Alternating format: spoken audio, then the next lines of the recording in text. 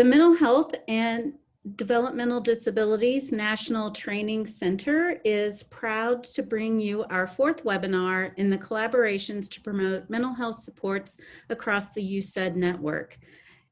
Today's webinar is entitled Thinking Outside the UCEDD Box, Strategies for Creative Leadership. And it appears that may not be the title of today's webinar. I apologize.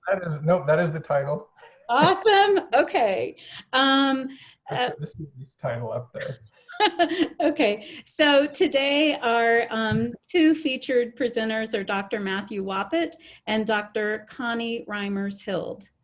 Dr. Wappett is the Executive Director of the Utah State University Center for Persons with Disabilities, with an affiliate appointment as the Research Associate Professor in the USU College of Education and Human Services. Dr. Wappett's background is in special education and disability studies. Most of his research has been focused on creating inclusive environments to accommodate the needs of diverse populations. Dr. Wappett also conducts research and writes about the effects of laughter in the classroom and genuinely enjoys teaching people how to laugh. He has been referred to many as the Laughter Doctor. He has been featured speaker at state and national conferences and training events. Dr. Wappett's teaching and research on creating inclusive learning environments has recently turned to the effects of environmental stress on learning and social interactions. Our second speaker is Dr. Connie Reimers-Hild, and she is the Willed Innovations founder and chief futurist. Dr. Connie's mission is to help leaders and organizations thrive in the future by adding more fun and fulfillment in the present moment. Dr. Connie brings a unique combination of award-winning empirical research and practical experience to foster purpose-driven, strengths-based entrepreneurial spirit in individuals, teams, and organizations, with an emphasis on future-focused leadership. So without further ado, I would like to turn this over to our presenters. Dr. Wappett? Great, thank you, Faith. Well, it's an honor to be here today and to present to you, and in spite of that introduction, I'm not going to be doing any laughter today, so I'm terribly sorry if you are getting your hopes up for that. We are going to be focusing a bit on leadership today, and actually our next two webinars are focused on leadership and the importance of leadership and thinking outside of the UCEDD box. And so as a result of that, although this is being sponsored by the Mental Health and Developmental Disabilities National Training Center, a lot of what we're going to focus on isn't specifically mental health, but really how do we think differently about what we do in the UCEDD so that we can bring more mental health into what we do. So when we look at the session objectives, by the conclusion of this session, hopefully you're going to understand more about the importance of rethinking the role of university centers for excellence in developmental disabilities and addressing the mental health needs of people with intellectual and developmental disabilities. Hopefully you're going to get some key leadership concepts that will help drive innovation. Hopefully you'll understand the importance of creativity and thinking outside the box, and that's really Connie's forte here for developing new collaborations, understanding the importance of creative leadership and developing innovative new programs that stretch the traditional sort of menu of UCEDD programming. And then finally, towards the end, we want you to leave with some action items where you begin thinking about actions that you can take to develop new collaborative programs. A lot of what we do within University Centers for Excellence and LEND programs is focused explicitly on the needs of people with intellectual and developmental disabilities. And although some do focus on mental health, very few actually have made that leap. And so really our argument today is that to make that leap, to integrate more mental health into what we do within the UCEDD system requires a bit of collaboration and thinking outside of the box. My job here is to set a bit of the context for what Connie's going to do. And so I'm going to draw on my experiences as a river guide. So the title of my comments here is Thinking Downstream, Cultivating the Skills Necessary to Lead Within a UCEDD. And the purpose of my comments is to really start getting you to think in a little different way about the skills that are necessary to drive innovation within the UCEDD network. This presentation is going to be drawn a literal and a metaphoric context. The literal context is my experience as a University Center for Excellence director. The metaphoric context is my experience as a river guide. I'm going to talk a little bit about why the mindset of thinking downstream is important for UCEDD programs. What are some of the skills necessary to lead on a river, and how do those translate to the UCEDD context?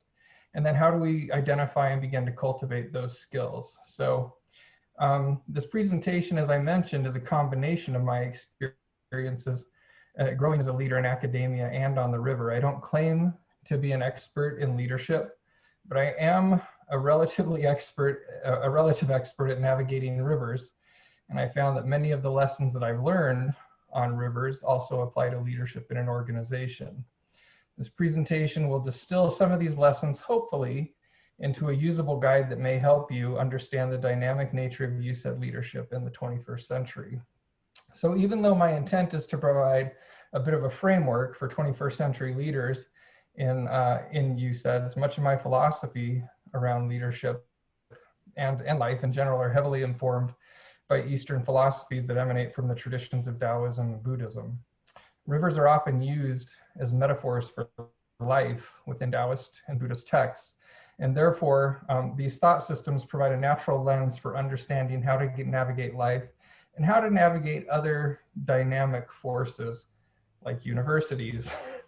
So traditional Western models of knowing and living aren't suited for the brave new ultra on-demand world that we live in. They're too inflexible. They often rely on rigid notions of truth that have very little basis in reality. Much of the blame for the political situation that we find ourselves in today is because of the inability to accept a world where truth is slippery and called into question at every turn. The epistemological gulf between conceptions of truth and reality in the US has never been wider, and the very tension of this division is tearing at the fabric of our identity and is leading to a national existential crisis. At one time, the US was a country that prided itself on its scientific and technological achievements, and yet here in 2020, there's large segments of the population that question the effectiveness of vaccines, the science behind climate change, and even the truth about the day-to-day news. So how does one live in a world where you're never sure of what's true and false? And even more so, how does one lead, innovate, and create in a world where everything is constantly shifting? Oddly enough, Indian and Chinese philosophers developed a worldview that is ideally suited to this postmodern world. Ancient Buddhist and Taoist texts embraced a dynamic worldview where change is the only constant and truth is relative to time, place, and situation. And this is something that has been really, really important in my work as I have, over the past 20 years, lived and worked within the UCEDD framework. Now, to establish my bona fides, and again, as I said at the beginning, I'm not an expert in organizational leadership, but I am expert on the river. I started as a river guide back when I was a teenager in Denali National Park in Alaska. And spent many years guiding people down the glacial rivers of Alaska. And through that process, it gave me a lot of time to talk to people. It also gave me a lot of time to think and to think on my feet. And many of these experiences have shaped the way that I think about organizations. Now, in a UCEDD, you have to be able to, and you're gonna have to excuse some of my forced metaphors here maybe, but to be a successful leader in a UCEDD, kind of like on a river, you have to be able to navigate the grinding and unpredictable administrative processes in higher education, while at the same time driving innovative solutions to emerging needs and opportunities. Unlike university departments, UCEDDs require us to think on our feet and to always be ahead of the curve. We're not getting state dollars, we're competing for grants and contracts. And these grants and contracts require us to be thinking outside of the box, to be developing new collaborations, and to be finding opportunities to do something different, new, and better. Unfortunately, the slow and multi-layered administrative hierarchies at most universities are fundamentally at odds with the dynamic and nimble culture that is the foundation of most successful UCEDD programs. And so to lead within this context requires a paradoxical set of skills that are difficult to find in other contexts or industries. And again, these skills are things that I think the UCEDD network needs to pay more attention to. Historically speaking, most successful UCEDD leaders have emerged from within the network. They've been cultivated, they've been mentored, they've served as research assistants, project directors, and in various other apprenticeship roles until they've moved into a leadership role. Unfortunately, there hasn't been a systematic explication of these skills and the attributes of these leaders, but I want to give it a shot here and demonstrate, I think, some of the parallels between what happens in a UCEDD and what happens on the river. And let's see, where's the next slide? There we go. So when we look at leadership within a UCEDD and we look at who are successful leaders, it requires a unique and specific set of skills and attributes that are often difficult to identify in candidates when you're bringing them into interview, because these are skills and attributes that are demonstrated through action and aren't necessarily reflected on a CV or through an interview process. But what we've learned is that to successfully work and lead within the context of a UCEDD, an individual needs cognitive and emotional flexibility, the ability to not get stuck in silos, needs entrepreneurial creativity, the ability to think one step ahead of the competition, administrative acumen, sort of the skills necessary to navigate the grinding administrative processes that I brought up in an earlier slide. You need to have a high tolerance for uncertainty. Most of you who work within UCEDDs or LEND programs know that from year to year, as funding changes and as contracts become more competitive and as certain programs dry up, that there's an immense amount of uncertainty that leads to stress and leads to other things that, you know, maybe a traditional academic department doesn't necessarily have to deal with. We also need content expertise, but unfortunately, I think we frequently privilege content expertise over some of these other attributes. Certainly somebody who's a content expert in the genetics of intellectual disabilities or a content expert in behavior management has a very unique and valuable skill set. And yet that content expertise may not necessarily translate to the ability to lead a large competitive UCEDD or LEND program. The last item that a leader within a UCEDD needs is an ability to stay present and to remain focused on the future and the present at the same time, taking care of what needs to happen right here, right now, while also thinking ahead to what's coming. That kind of leads me to the way things happen on a river. So when we think about what happens on a river, rivers are very much like universities. They're unpredictable and they require an ability to go with the flow. Every day, rivers are changing. They're rising, they're falling. There may have been a rainstorm that causes a blowout in a side stream. And you have to have the ability to know that when you get on that you're going to be somewhat out of control. The river's going to carry you where the river wants to go. You certainly have the ability to do some steering, but largely the river is a force that you can't compete with. That requires an amount of flexibility and an ability to invent and innovate on the fly. These are imperative on the river. Coming around a corner and finding that there's a log going across the stream that wasn't there the day before requires you to think very quickly and to respond in a way that's going to keep you safe, it's going to keep the passengers in your boat safe, and is going to ensure that you don't end up in a disastrous situation. These skills are skills that are not necessarily, again, reflected within a resume, and they're not skills that are trained. These are skills that are learned on the fly. These are skills that are learned on the job. You can't go hire a whitewater guide off the street. River companies have cultures that raise guides from the ground up. They bring in people who have a promising skill set. They appear to be flexible, they appear to be creative, they appear to have the thought processes necessary to succeed, and they start as a schlepper where they're loading boats, and they slowly move up to being the cook, and then eventually they're given more responsibility and maybe get to row the gear boat, and eventually move up to being a guide where they get to work with clients and others on the river. Through this process of apprenticeship and mentorship, the talents that are necessary to be a successful guide are slowly cultivated, reinforced, and end up being something that are deeply ingrained within the person who has gone through that process.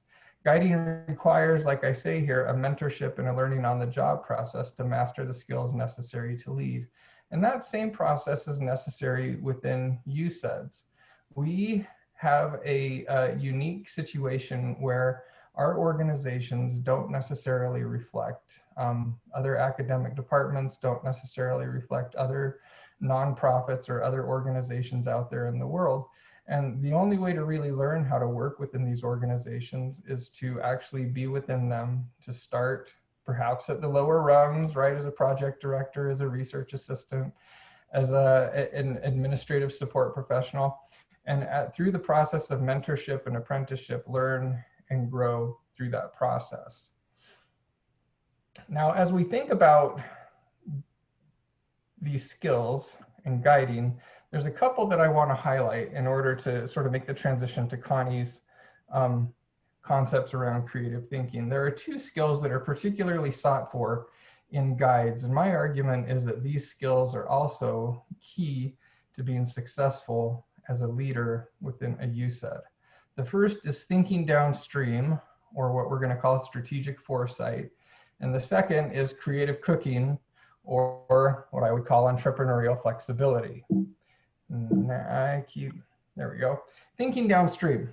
So on the river, a guide who is rowing a boat, because the river is always moving and the river has different currents that take boats all over the place, it's important that a guide be thinking a quarter mile to a half mile downstream, because you can't wait till you get to danger to get out of the way. You have to be thinking way ahead in order to move your boat, which in many cases is hundreds, maybe thousands of pounds heavy, to get it in a location where you're going to miss that danger and be able to successfully navigate rapids. You have to position the boat in a way that's going to allow the flow to take it where you want it to go. The same is true for UCEDDs. We can't just be responding to the day-to-day demands that we have in front of us, the budgets, the project reports, and everything else. To be successful within a UCEDD, we have to be thinking ahead of the ball game. We have to be thinking 2, 3, 5 years downstream, thinking about what are the current issues that are coming up that we will need to be responsive to in order to best serve our population. I think a good example is the COVID pandemic. Thinking ahead with COVID was not really possible, but the UCEDDs who had existing collaborations with departments of health, emergency response programs, telehealth, and other areas were more well positioned to meet the needs. Granted, they didn't know that COVID was going to be the issue, but that forethought and thinking ahead in terms of those programs put them in a place where they were able to capitalize upon those existing collaborations and develop programs that impacted the lives of hundreds and thousands of people for the better. A leader always needs to be thinking ahead and making time and brain space to consider what's coming up and how to best position their organization to meet the needs. Mental health is now a huge national issue also as a result of COVID. And it's important that UCEDDs be thinking ahead about how they can help in this area, particularly for the populations of people with intellectual and developmental disabilities who deal with social isolation and with the lack of services perhaps more acutely than any other population in the United States today. In addition to thinking downstream, we also need to consider creative cooking.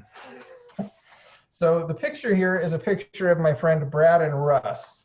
Now, Brad and Russ and I would do a spring trip on the Salmon River every year. We still do. And Brad, Russ, and I aren't necessarily great at planning. On this particular trip, which was in 2016, we ran out of food. It was a 4-day trip and we ran out of food. And so on the last day, which is the camp here, and you can't really tell what's in the pan there, but I will tell you, in that pan, there is leftover pasta, there is some breakfast sausage, there is pesto, eggs, jambalaya, spinach, and sriracha mayo. Now, this is a unique and perhaps ungodly combination of ingredients, and yet it was delicious, nourishing, and it got us where we needed to go. There have been many river trips where similar disasters have occurred, where food wasn't well thought out or the ice melted quicker than you thought. And it requires guides to think fast on their feet to create a menu and food that's going to keep the clients happy, perhaps for days afterwards. So a leader needs to be okay with taking risks, and sometimes big risks, in order to keep a UCEDD solvent and moving forward. This requires practice and support, and we need to encourage and provide opportunities for people to be creative and to try new things and to drive change. I would have never guessed that pesto, breakfast sausage, eggs, jambalaya, spinach, and sriracha mayo would be delicious, and yet oddly enough, I occasionally have a craving for it. So, but we need to encourage people to take risks to figure out what is going to work. There are low risk and high reward opportunities, like on a river where trying a new recipe is a relatively low risk and potentially high reward opportunity. Trying to figure out a new route through an existing rapid, maybe a less safe route, is a very high risk, low reward opportunity. And we deal with exactly the same things within UCEDD programs. But we need to be willing to take those risks to figure out what's going to work. And yet we tend to be relatively risk averse. We tend to get very stuck within our silos. We tend to get we get our blinders on and focus on what we're comfortable with. And by doing that, we miss the opportunity to move the field forward. One of my favorite Taoist metaphors is the comparison between oak trees and bamboo. While the oak tree is large and strong, it can eventually be broken by the forces of nature, whereas bamboo is smaller and appears weaker. And yet bamboo is resilient. Wind, snow, and floods may bend bamboo to the ground, but once the weather is past, it springs back to its original form, none the worse for wear. I worked at the University of Idaho for 11 years prior to moving to Utah, where the quad in front of the main administration building was the home to many large hardwood trees, including some oak trees that were over 150 years old. Every spring and fall, large windstorms would blow across the Palouse up there and break off large branches of these trees, and often entire trees would split from the force of the winds and need to be removed. The same was true of snowstorms. After a heavy, wet snowstorm, we would frequently return to campus and find many small and large branches broken off from these majestic trees because they couldn't hold the constant weight of the snow and ice. And the small stands of bamboo, however, that were in the University of Idaho Arboretum could be buried under feet of heavy snow and be blown to the ground by the strong winds that blew across the Palouse up there. But they would spring back every year, larger and more energetic, as vibrant as ever. In the West, we have a tendency to favor people and institutions that are constant, steady, and unchanging. We often speak in glowing terms about people who stand firm in the face of challenges or trials. And yet the world we live in, and especially the uncertain context of UCEDD life, requires an immense amount of flexibility and creativity to deal with the weight of expectations and to ensure that the organization is going to survive the next day, week, or the year with the uncertain flow of funding. Unfortunately, this type of rigidity results in organizations breaking and not necessarily being able to rise to the challenge. We need to help people practice being bamboo. And so with that said, I'm going to actually stop and transfer it over to Connie, who is going to help us, I think a little bit more about how we think creatively and how we can potentially become bamboo in the work that we do. Thank you, Matt. I think that's just a great kind of visual in my mind, thinking about bamboo and, you know, really being able to spring back from the things that, you know, we need to do as leaders. And as I transition, I want to make sure to bring up the chat because we are going to ask you some questions as well in terms of, you know, hopefully hearing from you as well, things that you've learned as a result of Matt's wonderful presentation there, and other types of ideas that you have along the way as we go through the rest of the presentation. And to build on what Matt just talked about, that whole piece of strategic foresight, right? We want to talk a little bit about how to lead like a futurist and why that's important. He set a great stage for that, but also act like an entrepreneur. So at the end of the day, innovation really requires action. We can think about a lot of things, but if we don't act on them, we're not going to accomplish what we set out to do. And it's not just about us as leaders, it's definitely about a team and how we build that team. And I want to get a little bit into that, but we'll actually cover that more in the next webinar. So let's focus on being a futurist first. Some of you might recognize Dr. Evil here, and I get a lot of questions around a futurist. Yeah, right. Really, what is that? Did you just make this up, Connie? What happened? Well, being a futurist is actually an academic discipline. So I want to make sure to share that with all of you. I actually have a certification from the University of Houston. And being a futurist isn't predicting the future. It's really helping leaders understand and prepare for that future. Just like Matt mentioned, some of the organizations that are out there actually were prepared better for COVID than others. We didn't know that it was going to happen, but they were in a position to deal with it because they had created new partnerships and innovations that helped them get through a difficult period. And actually, before launching my company full-time, I spent 25 years in academia, and my last position was as the executive director of the Rural Futures Institute at the University of Nebraska. And there we did work with, as futurists, we work with strategic foresight tools. And just as Dr. Evil has it in, quotes here, a futurist, it is a thing. And we found that many of the leaders and communities we worked with, that included rural communities, but also companies wanting to engage with rural communities and leaders. Strategic foresight was a perfect tool and segue to match them up because they were all working to create a better future and could do it together rather than separately. So to understand a little bit more about futuring, I want to just present this quote. Strategic foresight offers a way forward. Its aim is not to predict the future, but rather to make it possible to imagine multiple futures in creative ways that heighten our ability to sense, shape, and adapt to what happens in the years ahead. Strategic foresight doesn't help us figure out what to think about the future. It helps us figure out how to think about it.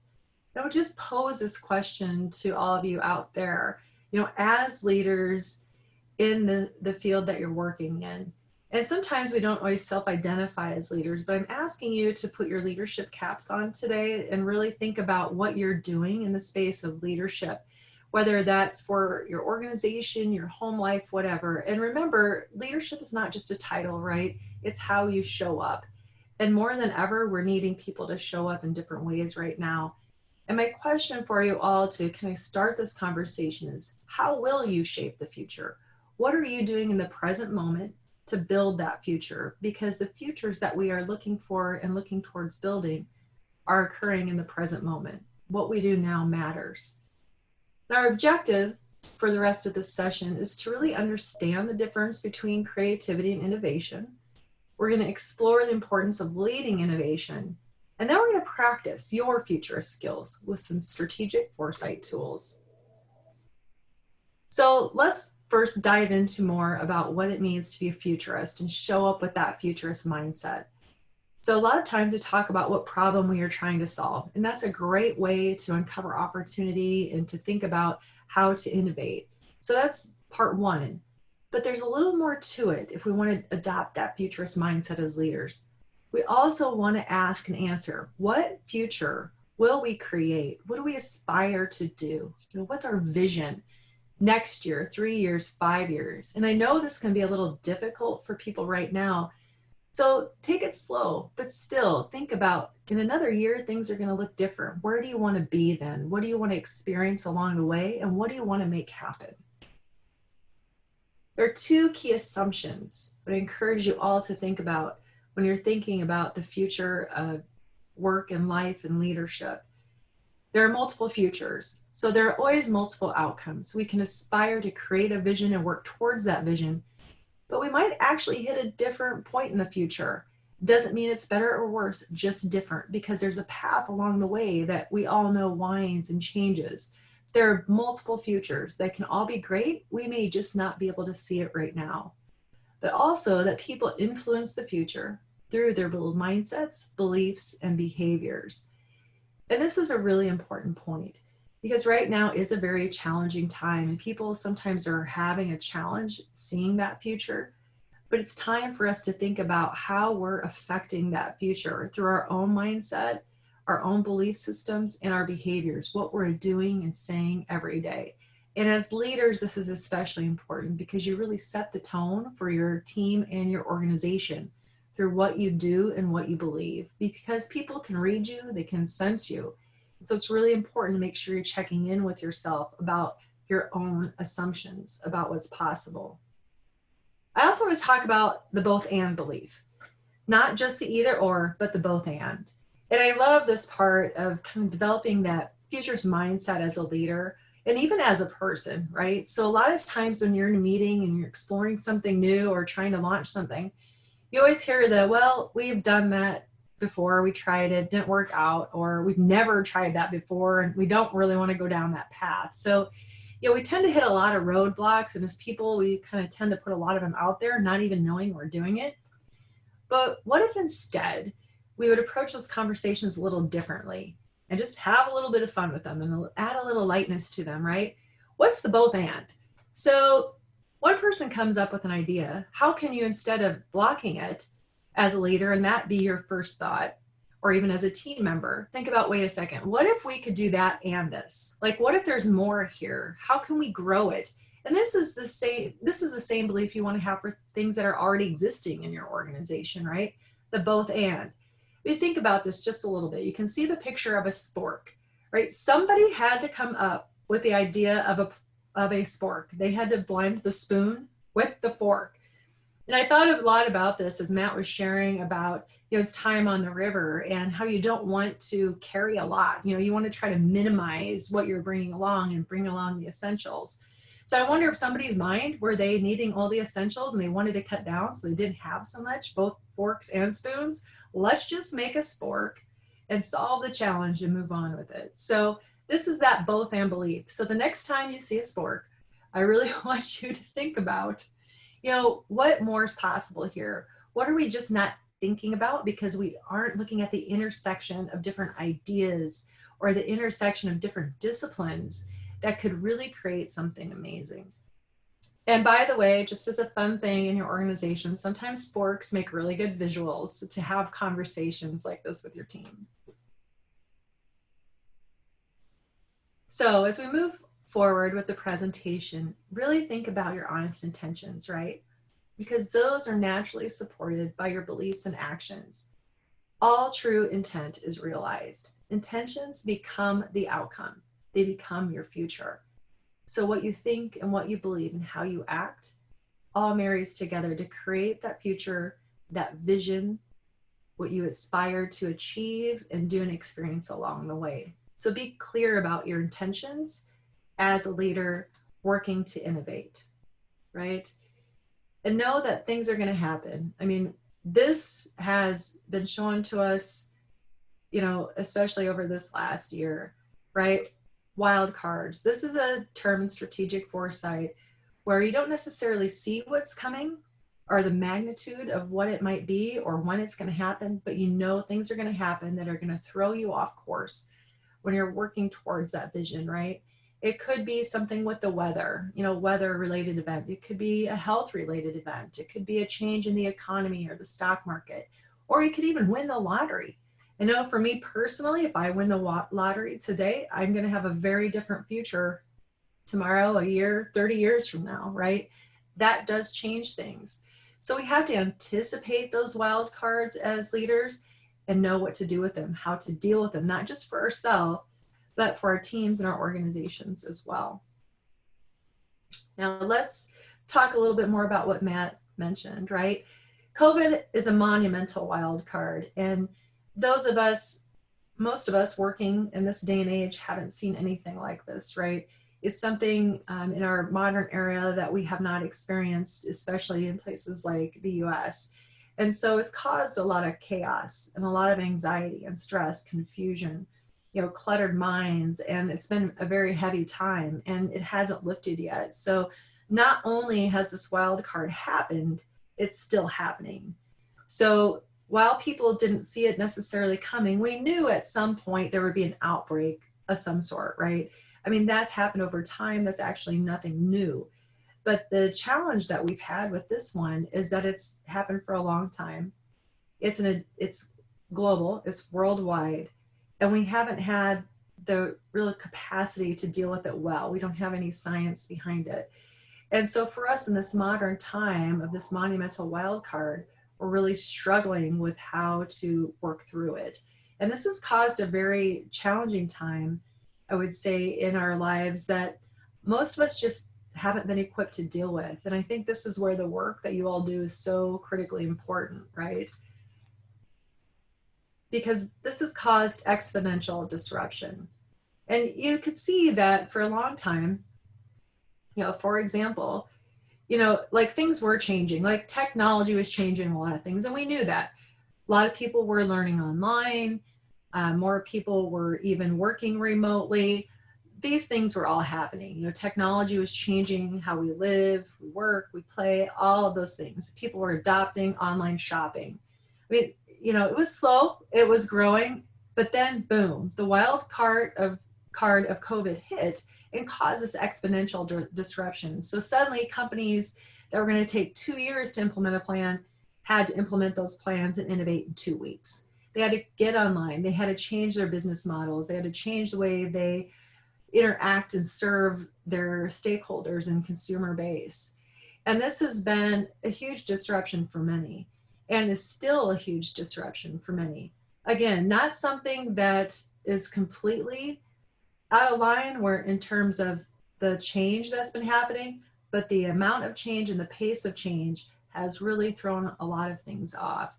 And so it's really important for leaders to think about, okay, what happens next, right? What does this look like next? And I want you to really think about, as we talk for the rest of the time here, how this exponential disruption also has created an opportunity to intentionally innovate. So one of the things that we want to do around a challenging time is also look for that opportunity. And I know that's not easy right now, I understand that, but it's also very important. And to think about not only the things you have to do right now to survive, but how can you shape the future? How can you intentionally innovate to shape the future in a different way? Because right now it's a clean slate, right? Nobody is going to think less of you. Nobody is going to question you if you're trying to create new models of serving the people or doing your work differently, because everybody's in it and everybody's working to do it. And in fact, they're looking for people to help lead the way and to pave a path that they've never seen before. So there's a lot of opportunity in this as well. And you know, I wanted to bring back a little bit about what it means to be entrepreneurial. I actually started doing research in this space in the early 2000s. And I first started looking at entrepreneurial learners, right? Because I taught online and I directed a distance learning program. And we were a hard science program in entomology, and we were the first one in the country actually to be online at the master's level. And it was, you know, not easy, but it was awesome because we were able to reach people that would have never had the opportunity to learn online that way. They couldn't make it to a traditional campus. You know, these are working professionals that had jobs and families and all these other things going on. But what I really wanted to look at is how do we help people be more entrepreneurial, both inside and outside of new venture creations? So how do we want to help students, faculty, leaders become more entrepreneurial as well? Because entrepreneurial individuals have the ability to recognize and capitalize on opportunities, innovate, take calculated risks, adapt to rapid changes, and marshal resources to achieve their goals. That's what's so important about being entrepreneurial. And you don't have to start a business to be an entrepreneur. And you don't have to change who you are to be an entrepreneur. The great thing about being entrepreneurial is you can take all the strengths and capacity you currently have and use it in this way. You just need to be open to creating that future and really taking action in order to do it and to try some things, right? Experiment a bit. So this is where I want to get a little active, and I hope you're all, you know, out there ready to maybe type in the chat box. So I'm going to challenge you a little bit right here about creativity versus innovation, and I want to also learn from you and get your thoughts. So when you hear the word creativity, what comes to your mind? Like what comes to you? And just type whatever you can, and whatever comes to your mind naturally. If you have a great definition, awesome, whatever you want to share. And if we don't have any sharing, you'll just get to hear from me the rest of the time. But if you'd love to chime in, I'd love to see it. And Faith, if you see anything, please do let me know. So when you hear the word creativity, what comes to your mind? Thinking outside the box. Thank you, Faith. Yay, get us started. Yes, love it. Tapping into our inner core, something new. Great, wonderful. New and unique. Yeah, it's a lot about the new, right? The following passion. Oh, nice. Oh, I got my chat box up. I see some things. Good. I'm good. Excellent. Yeah. And you know, I see Rhonda, I hope I'm pronouncing your name right there. I want to just hit on that a little because actually in my work around entrepreneurial individuals, what I found was the ones that achieve success were the ones that define success for themselves, but really that passion and personal fulfillment were the variables that really enabled them to get to that future that they wanted to create, because they kept going no matter what happened. I mean, no matter what roadblock came up. Oh, let's see some more. Reflection time. Yes, excellent. Great things. Take time to create. That is so critical. And we are actually going to talk about that because we do forget that. And sometimes in our busy lives, we don't make and create that time, like a great piece of art. Okay, I may have to use this as a quote at some point, Lisa. So I hope you don't mind if I totally share that out, giving you full credit but I love that. That's perfect. Taking a risk, awesome. Saying yes more often or before the automatic no. Absolutely, that's right. Good, keep going. I love this. This is great. I'd love to, you know, you're like a brain trust on here. I hope y'all know that. So I know sometimes when we get onto a Zoom or webinar, and many of us are very zoomed out, you know, kind of burned out type of thing, but this is a brain trust, and I love what you're saying, and I love that other people can see it. So please keep sharing. Yeah, collaboration, fantastic. Thank you, Jessica, and all who entered. So that's what we think about creativity. Now I want you to think about innovation. I know they're on the same slide. We've got creativity and innovation. So tell me, what do you think the difference is? Like, how do you see the difference here? Any ideas around that? Now you're an active group, so now I have names in front of me, and I may have to call you on you like I did in the old days of being in a classroom. But I love to see it. Collaboration, going beyond what currently is. Yes, right on. Good, good. A new or novel approach. Awesome. Yes, thank you. Good. Jessica and Rhonda are on fire today. Lisa, you guys, I feel like if I had gold stars and we were actually in a workshop, you'd all be getting them right now. Paving a new way for others to follow. Fantastic. Yes, let's talk about this a little bit. And I want to make sure we're holding on to some of the thoughts in the chat box. Keep going. Take the creative process and bring it to reality. Perfect timing, Lisa. Envisioning that new future. Yes, Michelle, that's exactly right. Innovation is taking it the next step, right? You know, we all have a lot of those ideas swirling, but innovation is putting them into practice, right? It's the implementation of those ideas. So it's implementing the new beliefs, behaviors, ideas, products, collaborations, partnerships, and services, right? It's putting things into action. It's doing it. I mean, have you ever seen an infomercial and you're like, oh my gosh, like I thought of that like 10 years ago. I don't have that moment. Ideation and futuristic are my top two strengths. So these things happen to me sometimes. I've got to sort of learn to tone them down. But at the same time, when I see an infomercial like that, and I see that this person has built like this massive business around it, I'm like, oh man, if I would only have taken it to the next level, right? If I'd have only innovated, not just had that creative thought, but I innovated around it, it would have happened. But I also want you all to notice, and this came up, in the conversation, it's not just a product. I think a lot of times when we think of an innovation, we think of a product, but it's a new belief. It's a new belief that different things are possible. It's a new behavior that we, or us as a team, has decided to take on. Their ideas, their products, they're also collaborations. I mean, think of the people on here. Even this webinar today is an innovation because we've talked about it, we've planned for it, but now we're making it happen. It's a collaboration between unique and different places. Partnerships, services, a lot of you are in the service-based industry, much like I am, and it's innovation time, no doubt. I love it, to bridge the old and the new. Absolutely, Lisa, I think that's another great point. It doesn't always have to be this huge, the next iPhone, a huge idea, right? Sometimes it's the simplicity of the change that makes it powerful. And innovation does require leadership, right? So again, what are you doing to create that culture of creativity and innovation? And I love this whole idea of bringing up the fact that, yeah, it takes time and it takes energy and capacity to do these things. So we as leaders, part of our role is to make sure that we're doing this for ourselves as leaders, which I understand can be very difficult, but is very, very important, but also for our teams and organizations. And Matt mentioned that word culture, and that's just so important.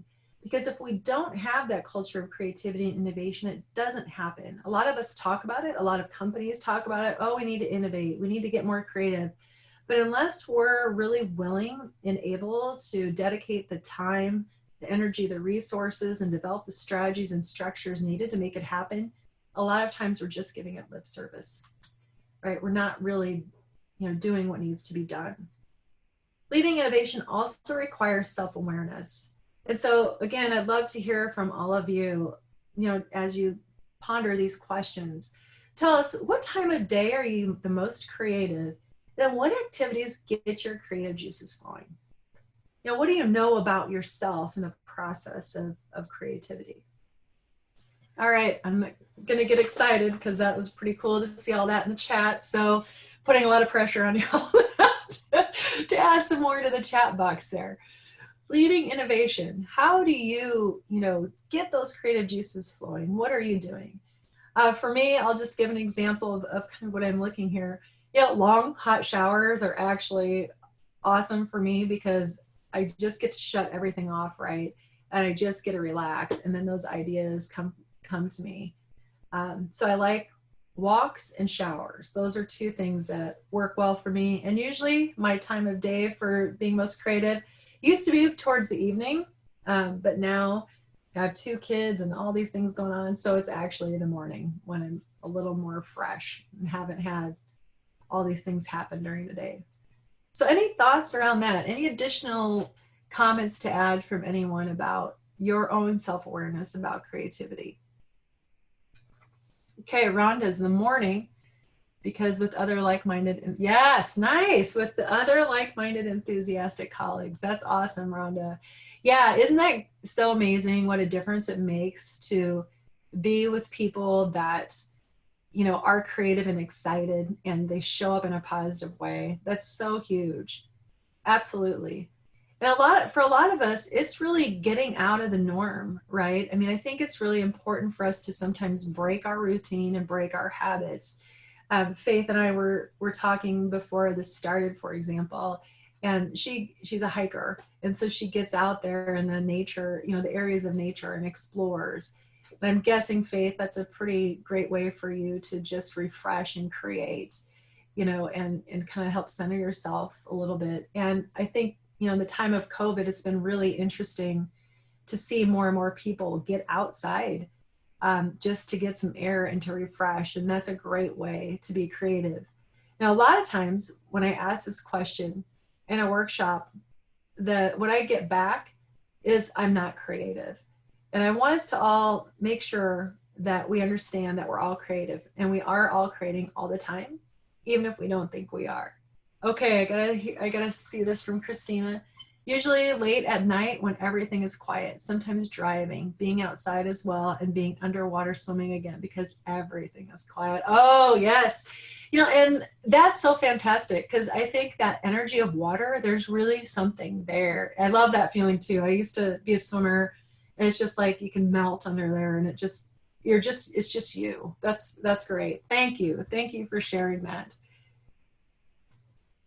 Now, I also want us to think about here and do some thinking around the fact that leading innovation requires experimentation and exploration, right? It's not just going to happen by doing the same thing every day, right?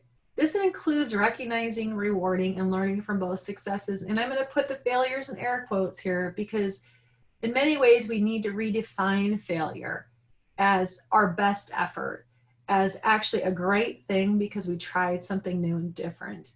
And we don't always do that, right? I think especially, you know, the traditional world of academia, I will say we have certain marks we need to hit. You know, there's a lot of, you know, metrics we need to hit. And so thinking about, you know, we're experts in our field, right? So you have to always be on and you always have to be perfect and you always have to be an expert. You know, I even think about that when I'm posting something online. I'm like, great, here, I know exactly what happens. Like I post something and I spell something wrong or didn't totally make sense. I'm like, great, here's what people think. And I actually get this feedback sometimes, even from my own family. Connie, you have a PhD, you went to school, you know, all those years and you still can't spell. Because mistakes happen, they just do. We all do it, right? And so being able to think about success and failure, how do we find success for ourselves and our teams and our organizations, but also how do we redefine failure? And I really learned a lot about this when I was going through my coaching certification. It was a 2-year program and I took a course on spirituality and coaching. And this was new for me. You know, I was raised as a Missouri Synod Lutheran girl, you know, a small town in Nebraska. And I had no idea what spirituality was. And this has been quite some time ago.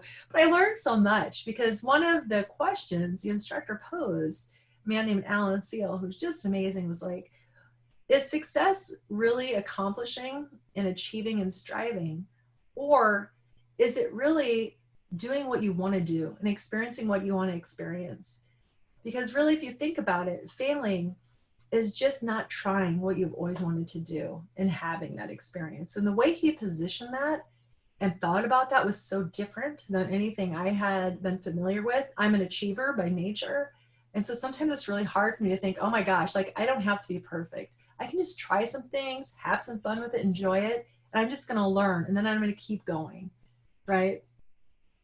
And I think the other part of this is to think about how this has happened before and continues to happen every day around us.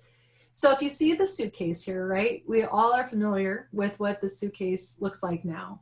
It has wheels, it has this wonderful telescoping handle, you know, it's hard-sided, it's soft-sided. There's so many ways, you know, we can charge things on it. There's so many ways to use our suitcases and our luggage. Usually, when we're traveling, maybe a little bit more. But it didn't always happen that way, did it? I mean, the suitcase didn't always look like it does now. It was actually developed in 1954 by a young man named Alfred Krupa. He was a Polish, Croatian, Yugoslavian artist, and I put all those in there because he had quite an amazing history, you know, during some interesting times in our world. But he was an artist and inventor, and he actually created the first suitcase on wheels in 1954. Now, I had no idea there was a wheel suitcase in 1954. But notice in the picture, it's not like it is today, right? He put some wheels on, and he's kind of dragging along with this little handle. But the idea was to not carry this heavy thing. I know maybe not all of us realize it, but a lot of us here have had to lug around a heavy suitcase without wheels at some point. In 1972, there was actually a patent given to Bernard Sato for rolling luggage, right? But then it was Robert Plath, who was a pilot with Northwest Airlines, who added 2 wheels and a telescoping handle. He sold them to colleagues, but then travelers wanted them, so he started selling them to them. And then all of a sudden, you know, he's like, hey, if people want this thing, I think I have a business here. And he founded Travel Pro International. But look at the iteration of what had to happen here, right? Not one person invented the really cool luggage we see now. It took multiple people. It took multiple iterations. It took a lot of experimenting and exploring and learning along the way to make it happen, right? Let's go back up to our chat. I see some cool things happening. Oh, Ty's on. Hey, Ty. Lisa, I think creativity can be an aha moment. Oh yeah, that occurs anytime. And we don't often acknowledge these or put the idea down as not possible. It takes practice to recognize these moments as important and a piece of a larger puzzle that can fit together later. That's fantastic, Lisa. I think that's actually brilliant, because part of this process of creating and inventing is, sometimes writing things down, putting it in our phone, somehow putting it into shape or practice, and recognizing that there's a reason it's there in many ways. Sometimes we might have a pain point, like carrying this really heavy suitcase around that we want to do something with, right? Because even after this continues to adapt, we've got the 360 wheels, we have better handles, we have all these things now. So there are things that we can do with our creativity and our innovation if we're willing to take risks and take some action. All right, so this is where it's time for you all to put your futurist hats on. All right, I work with a lot of companies that, especially right now, they're really trying to figure out what their present needs to be so they can create the future they want. So we're gonna take a few pages out of a playbook that I use with a lot of those organizations. We're not gonna do it all, but we are gonna do a few things. So put those futurist hats on and let's see what we can come up with here. So as Matt mentioned, we want to get people into action, I know there's a lot in this brain trust just sitting there, as you've been thinking and working lately. So if you would be so bold as to, just share with us. We think about probability and then experimentation and exploration. What are some small experiments you are willing to do in order to take risks and innovate? And let's focus it in on your work. I'd love to just hear like some ideas that have maybe been, kind of gone around in your mind, something that you want to try to move forward.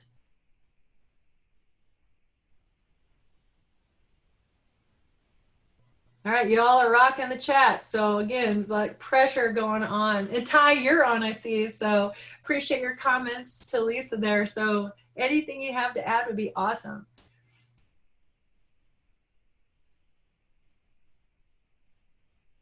For me, I'll share one because I'll just start sharing. I know it takes some time to chat too, and sometimes it's hard to share some ideas because we feel like, oh no, if I share it, it might be real. For me, as I've transitioned out of academia and into my business full-time, which has been a part-time venture since about 2005, for me, I have an online course called F-School. It's Future School that I launched little bits and pieces of, but now I am in the process of doing a bigger launch. So I'm pretty excited about that little experiment now, into a bigger piece, just because there's such a need for especially mid-career professionals at this point in time to really re-envision what their work life and future might be like. Now, this was a series of small steps, a lot of different materials put together as a larger class. And those of you that teach know how that goes. But I will tell you, it's a little unnerving to put these things out there when you're like, oof, people say they want it, but will they actually want it? And so this is part of that creating your future and being entrepreneurial at the same time, right? So think about little steps you want to take. And part of that actually is letting go, right? It's letting go of what you no longer need or want or something that's just not working. And this was mentioned in the chat earlier, right? It takes time, energy, and resources to innovate and to create. It just does. It takes that space and time. So what do you need to let go of in order to grow? And if you're willing to share, that's awesome. If you want to keep this to yourself, I get that too. I mean, sometimes it's a very personal thing to think about. What do I need to let go of in order to grow? I mean, what I've been doing for a long time that maybe I just don't enjoy or has no meaning anymore, or I don't know, but it just doesn't feel right, especially right now. Okay, I see some chat coming in, so I'm gonna go back to there. We have a long-standing summer internship program for high school students. Our team working on how to reimagine that program. Awesome. Develop a new culture internally to bring together a program for students. And that is also meaningful for our units who take an intern. Yeah, that's big stuff right there, because internship programs, they take work, right? And take time. And really, this is a fantastic time to reimagine it, right? Because it really, you know, as education is really in a free fall and in a totally different place than it was a year or two ago when we saw the change happening.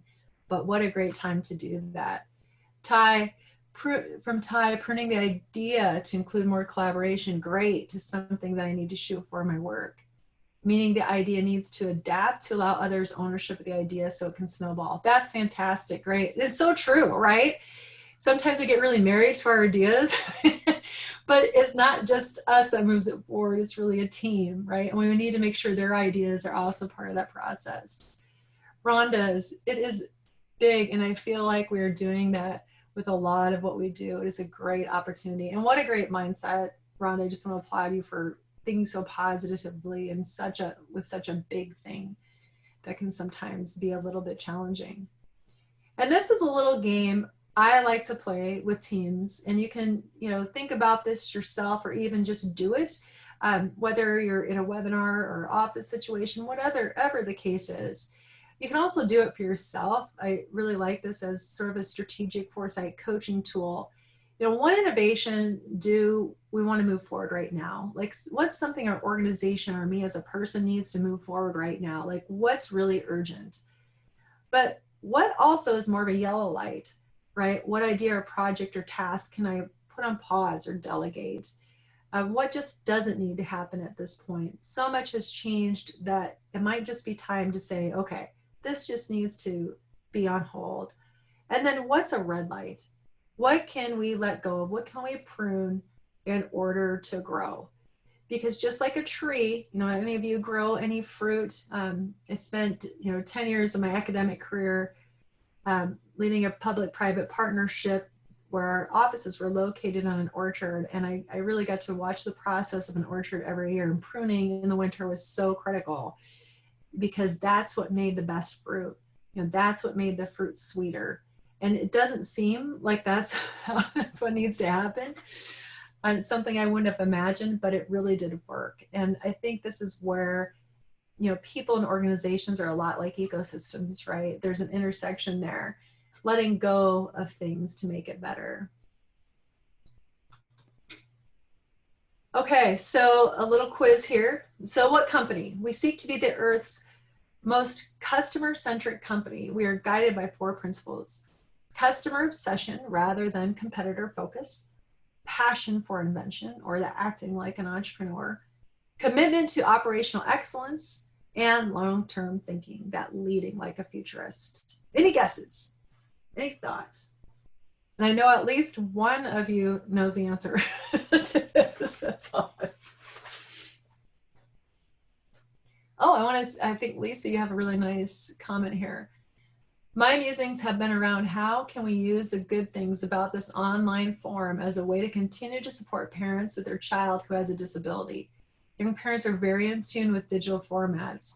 How can we improve this and use this to support families and connect them to each other in a way that they're familiar with, that's social media, and apply that to connecting them to services and to help them feel less isolated and overwhelmed and improve better outcomes. For example, reducing the stress in families who have a child with a disability. That's fantastic. And I think, in a few minutes, we're gonna get to a question that I think your musings there really, I think might be a good thing to explore in a really big way. Yeah, good. Okay, anyone, any ideas around this company? Well, in case it's not coming to you, or in case you know, but maybe are just kind of wanting me to say it, is Amazon. So if we look at what Amazon has done over the years, and this has been since its founding, when it was just a book company, it's one of those companies that definitely was growing as people adopted that online shopping, and then COVID hit and boom, exponential growth just in the last few months. It's been totally interesting to watch for a number of reasons. But Jeff Bezos really is a futurist in many ways. He built the future he could see happening by leading like a futurist and acting like an entrepreneur. And it has its good, it has its bad, but whatever it is, they were definitely prepared for what's happening and also helped create it. another company that makes a good partner as they look to engage different people in different ways is Microsoft. While I was at the University of Nebraska, I had a chance to work with Microsoft quite closely. And I had a dinner with their CEO, Satya Nadella, and he was just such an interesting and insightful person to be able to sit down with and learn from. He has such a great global insight. You know, he really challenged us to think differently too about what we were doing as a university, the systems that we were creating, the partnerships and alliances and beliefs that we had, and how to expand them in different ways to create a future that really embraced what was happening out there in the world and not just stay stuck in how a university tends to traditionally operate.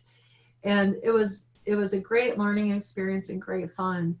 But I think too, this is where universities and small businesses and mid-sized companies or organizations can partner with places like the Amazons or Microsofts of the world and do things that are different than what we've ever thought of before. Anyone familiar with the tricorder? This is kind of an example of that. So the tricorder, if you're a Star Trek fan, and I know, again, that ages me a little bit, but this was the machine where you could just kind of, you know, point it at you and kind of scan yourself with it and tell you everything that's wrong, right?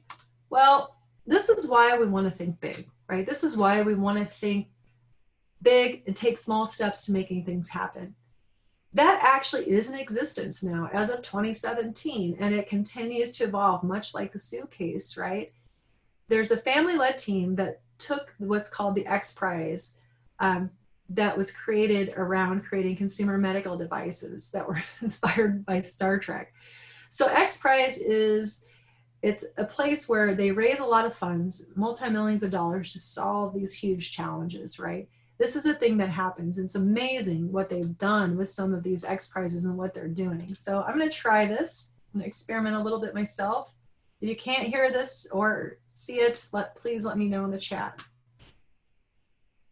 The X Prize Foundation runs incredible large-scale competitions around the world that set very clear, measurable, objective goals. Competitions and prizes can actually bring innovation to solve not just any problem, but really big, challenging problems. We don't care who you are or where you come from. If you're able to accomplish this task, you win.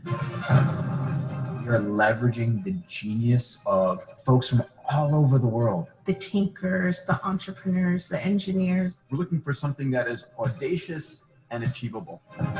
Problems that the markets have failed to solve. It's more about setting a high bar. You want to set a goal for people that's inspiring. It's also hard. So no matter what challenge you want to solve, join us on this journey. Just don't be satisfied doing nothing.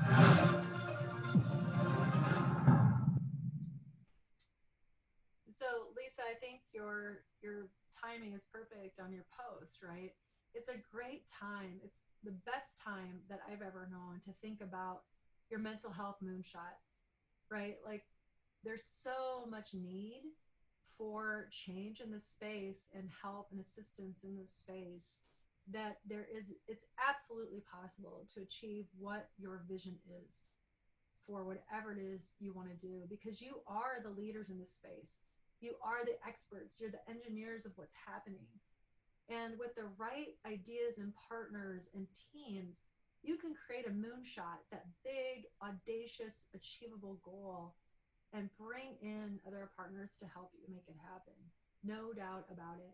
Because mental health has become the thing that COVID has brought out more than anything. Like we knew it was a challenge, you know, working in the space of rural, we knew that like this mental health, people didn't have access to it. People didn't want to talk about it. In a small town, people didn't want to drive anywhere where their car might be seen and get help, right? I mean, they did not want to do that, but yet we knew people needed help in this space. And it's a glaring problem nationally and even internationally.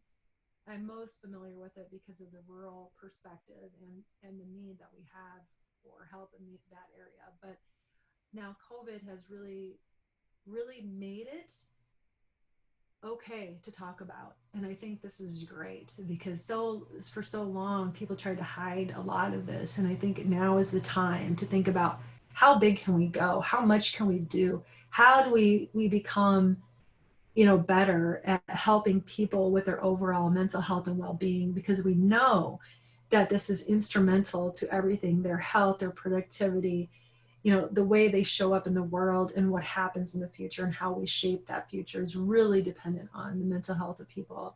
Yeah, I love the word audacious too. I think it's a great one. Yeah, it can be definitely negative or far out. Absolutely, but yet so powerful. Yes. I've got one more I want to show real quick and then we'll close out here. And I know that we're getting to time.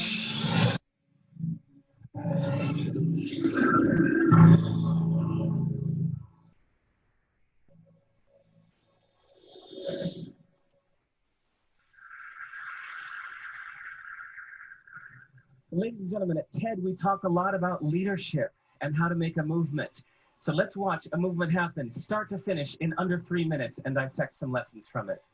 First, of course, a leader needs the guts to stand out and be ridiculed. But what he's doing is so easy to follow. So here's his first follower with a crucial role. He's going to show everyone else how to follow.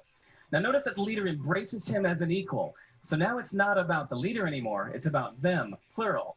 Now there he is calling to his friends. Now if you notice that the first follower is actually an underestimated form of leadership in itself. It takes guts to stand out like that. The first follower is what transforms a lone nut into a leader.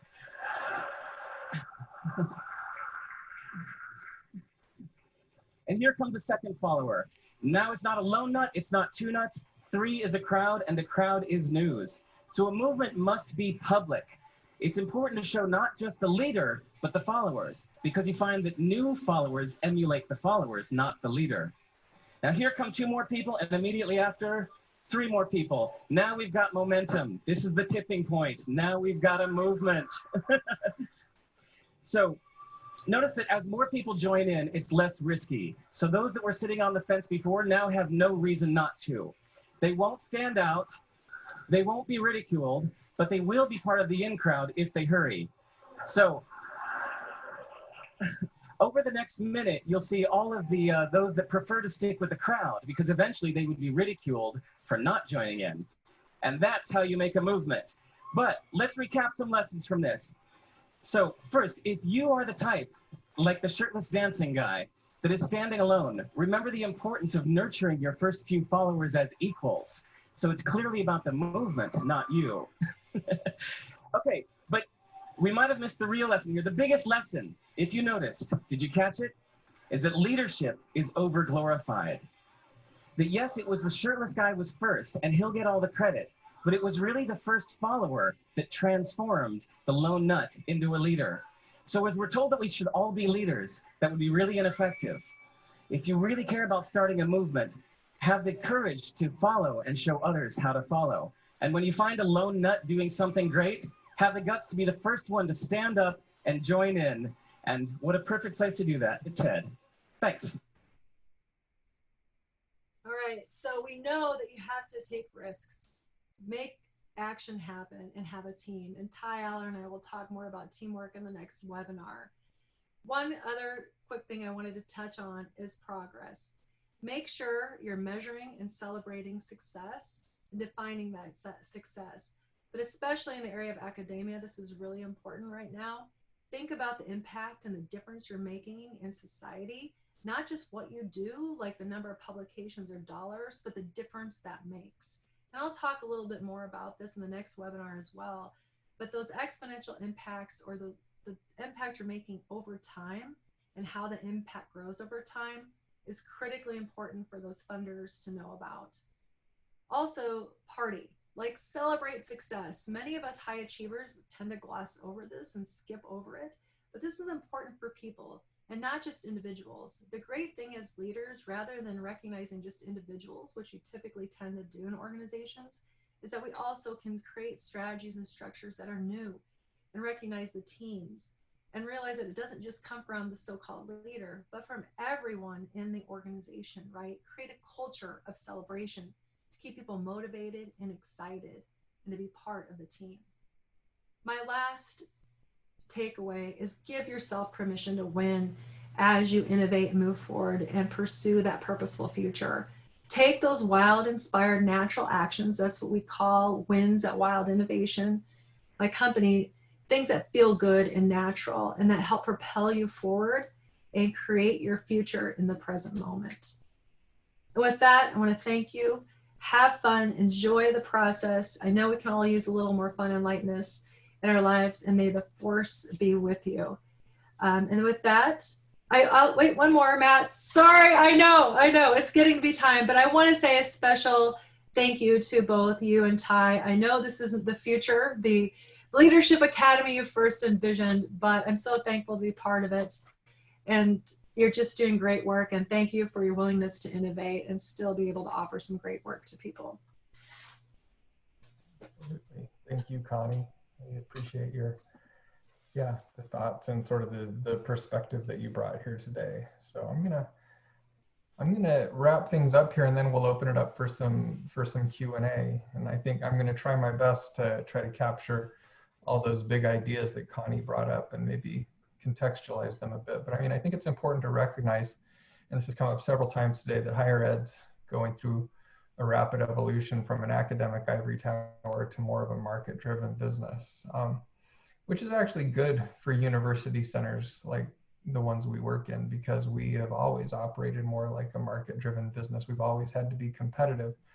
But the shift has direct implications for what we do, and surviving the evolution requires us to think in a different way than we have in the past. It requires us to diversify.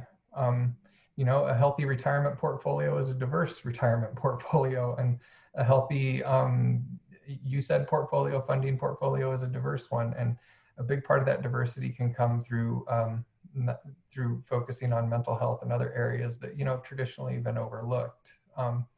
Again, it's really important that we identify, cultivate, and support leaders who are comfortable in this context and who can drive innovation in this context.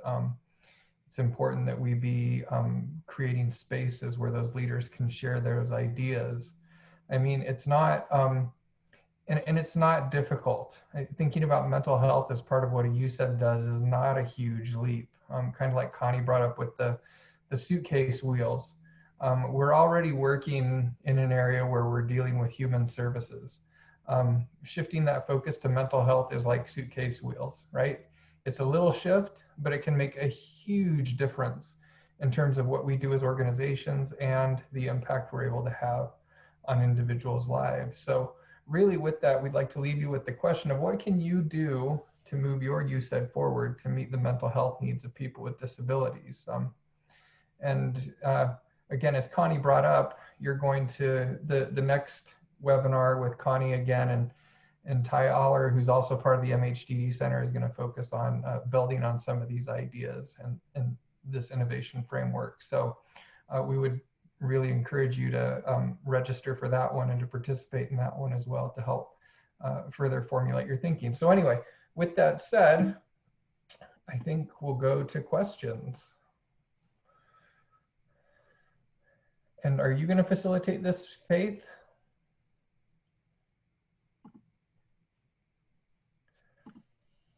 I have unmuted folks, so if they wanted to ask questions, there have not been any questions in the chat up to this point. Okay. I just wanted to mention, thank you both Dr. Wappett and Dr. Connie for your presentations today. And the next session in the leadership series that you referenced will be October 22nd from 2 to 3 Eastern time. Well, and thank you all. This has been, I know it's been a long, session, and I know your time is precious, but it's been great to learn a lot from you along the way and see all what you've been doing. And hopefully there are a lot more thoughts out there too. So thank you for spending your time here today.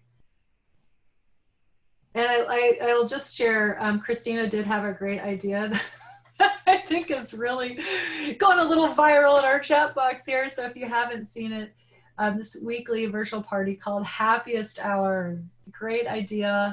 I'm gonna try it. I'm gonna experiment with it tomorrow. I decided with my own family.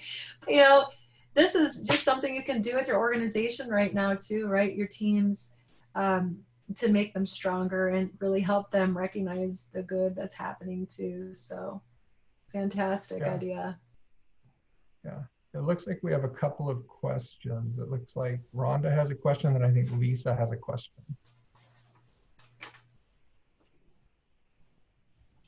I think they should be able to unmute themselves now. I have unmuted everyone. I think it looks like they might still be on mute. Okay, sorry. No, that's all right. I will read Lisa's. Oh, I've asked everyone to unmute. Question. Okay. Okay, I got unmuted, I think. Yes, you are, Rhonda. Go ahead. Rhonda's unmuted, yeah. Hello, thank you. What a great presentation and just what I needed today. It was so super, so thank you. One of the things I'm noticing with our UCEDD team is that we are settling in. We got the webinar down now because that's been our big pivot response.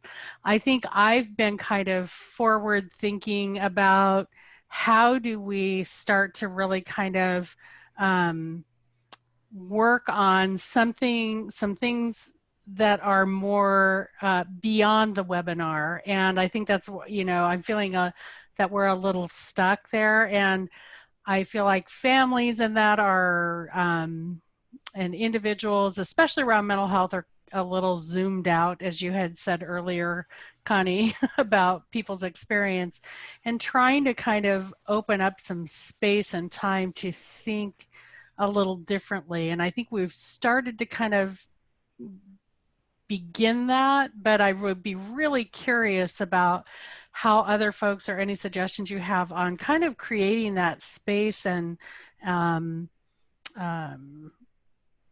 place to think beyond what we're doing. And I think people feel pretty confined in this kind of online thing, and I believe here in Oregon will be this way for a while. So, but I think the mental health wave is starting to crest here, and so I feel like we really have to get on it too. So just curious about your ideas and thoughts on that.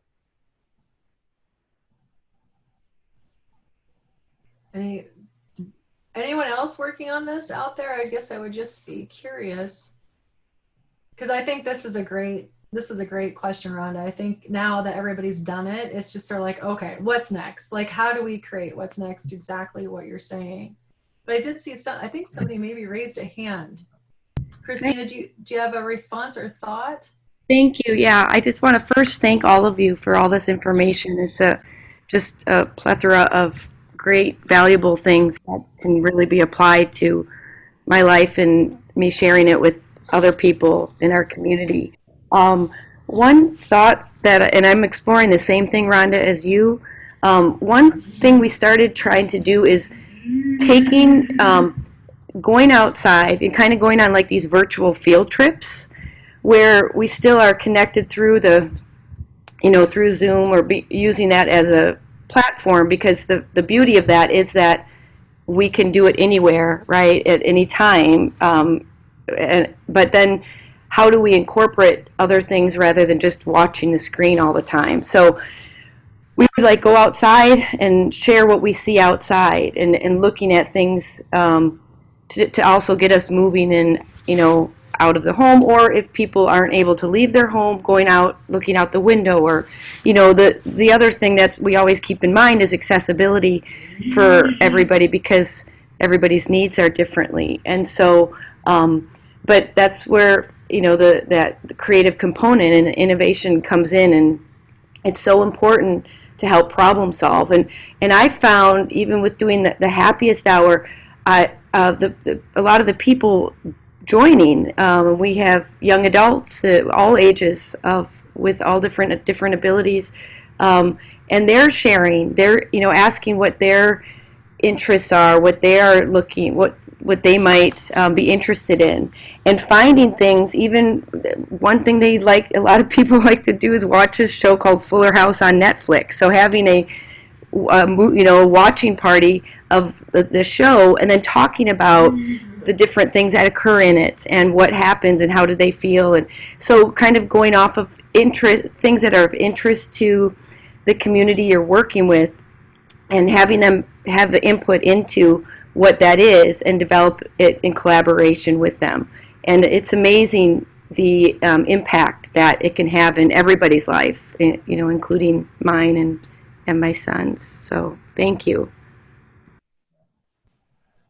Those are great. Those are great ideas. I mean, and I think what you're demonstrating is, these are things that people are already doing, but you're innovating just by tweaking them a little bit, right? Just by adding technology, the virtual visits, or, doing the virtual watch party or whatever else. I mean, it's the little things. And I think that focus on creating connection is really, really important. It's very easy for technology to become isolating. And so really, when you're going to use technology, I think you really need to be very intentional and ask those questions. How do I use this to create connection? Because that's what people are missing. And so I think it's really, the examples that you shared, Christina, are remarkable in terms of how you've done that in a very intentional sort of a way. Yeah, and just to add to that, I think the other thing that I heard through your ideas there, Christina, is that you don't necessarily have to come up with all the ideas, right? And Ty and I will get into this a little bit in the next webinar, this whole process of open innovation, where it just doesn't have to come from you. It actually comes from like hearing what other people want and need. Just like Matt said, that connection that so many people are missing right now, right?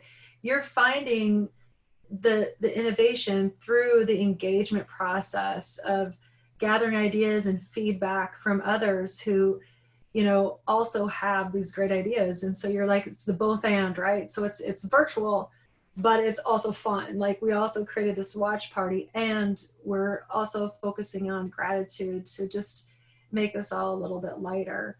And I think this is a great start towards, kind of getting beyond the one-sided sort of webinar where it's just somebody talking at you. It's a more interactive, immersive experience. So I think that's fantastic. My long-term view, my futurist brain automatically goes to, next level tech, Rhonda. I mean, it's just like, while Zoom's great, there's so much going on out there in terms of some of these companies now that are creating, virtual experiences that feel real.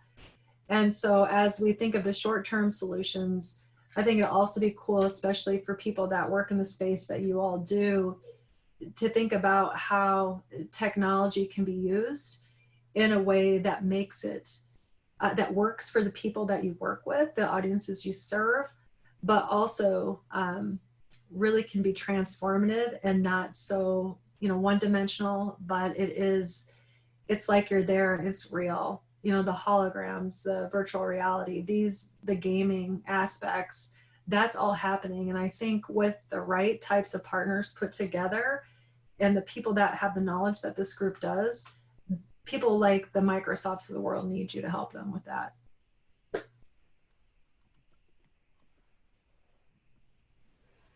Well, just to try to be mindful of time, there's still a couple of questions if you guys want to answer them or have time to. The one that I was trying to get to is here from Lisa Ikoan.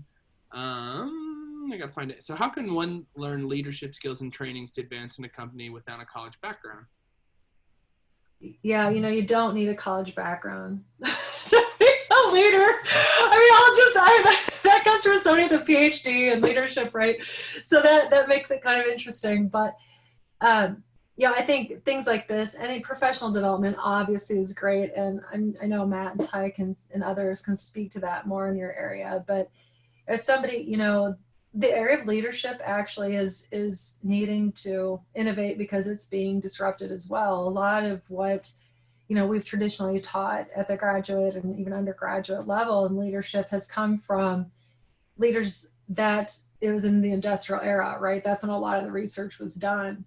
And so even what like Matt brought forward today, I think is so important, you know, now is the time for leaders to be very different than they were in the future. I was coaching a leader last week. This woman runs a $20 million a year business and still wasn't quite sure if she was doing some of the right things. And so we had to do some coaching through that.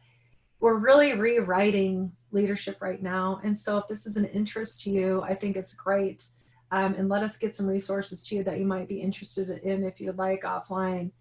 But just have confidence in yourself to try some things too, and realize that you are a leader already. If they're formal skills, I think that's, you know, a conversation that we can have as well. I don't know, Matt, Ty, anything to add there? No, I would agree with everything that you said, and I would say that you know, having worked in universities for my entire career, I would say some of the most innovative and thoughtful people are folks who haven't necessarily had that higher education, because a higher education can sometimes be a liability. It can really constrain your thinking. This is what I know, this is, you know, and it's harder to break out of those bounds. And so, you know, having worked at several university centers like the CPD where I'm at here at USU, some of the most productive and innovative people on our teams have been folks who, you know, who maybe started out as admin professionals, right? They were secretaries or whatever, but we involved them in our teams, and they weren't afraid to speak up and to bring different ideas to the table, and it was incredibly helpful. You know, now granted, organizational cultures are different, you know, but if you can find a supportive organizational culture where you can be mentored and you can have a voice at the table, you don't need that college degree to really be a leader and to bring those ideas forward. So anyway, that's kind of my take. Yeah, definitely don't let that hold you back in any way. Well, yeah, you know, I genuinely appreciate both of you, and I'm going to cut you off because I know we'll all talk for another hour or two. I know, I want to keep going. There's more chat. Dress. I can't help it. This is awesome. I'm going to try to be mindful of everyone's time and just say thanks to both Connie and Matt again, and thank you everyone for joining us. Other than that, yeah, we have a webinar again in 2 weeks, and Connie will be joining us again with myself, and we look forward to hopefully seeing you guys then. Yeah. Thanks, everyone. Thank you. Thank you all. See ya. Bye. Bye.